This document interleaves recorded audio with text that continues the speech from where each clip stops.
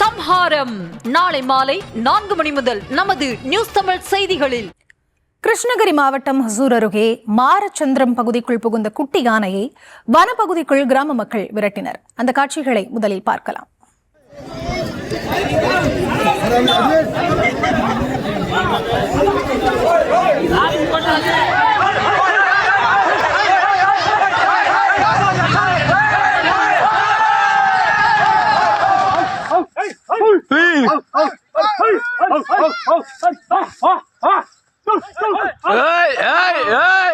விவரங்களுக்கு இணைகிறார் எமது செய்தியாளர் ஆனந்த் பாபு. அவரிடம் பேசலாம். வணக்கம் ஆனந்த் பாபு, விவரங்கள்.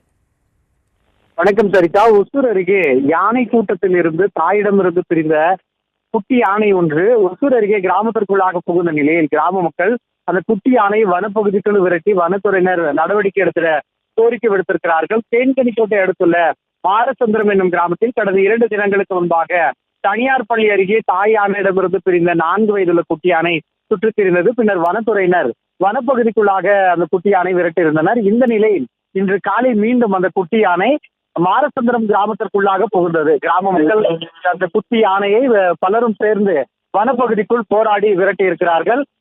இது குறித்து கிராம மக்கள் கூறுகையில் 1 வார காலமாகவே இந்த குட்டி யானை கிராம பகுதிகளில் சுற்றி வரக்கூடிய சூழ்நிலையில் வனத்துறையினர் தீவிர நடவடிக்கை மேற்கொண்டு இந்த குட்டி யானையை அடர் வனப்பகுதிக்குள் விரட்டி யானை கூட்டத்துடன் சேர்த்திட வேண்டும் என்கிற கோரிக்கை விடுத்திருக்கிறார்கள். இன்று காலை கிராமத்திற்குள்ளாக குட்டி யானை புகுந்த நிலையில் கிராமத்தில் உள்ள இளைஞர்கள் பெரியோர் முதல் சிறியவர்கள் வரை அந்த குட்டி யானையை அடர் வனப்பகுதிக்குள் விரட்டி சென்றிருக்கிறார்கள். சரிதான்.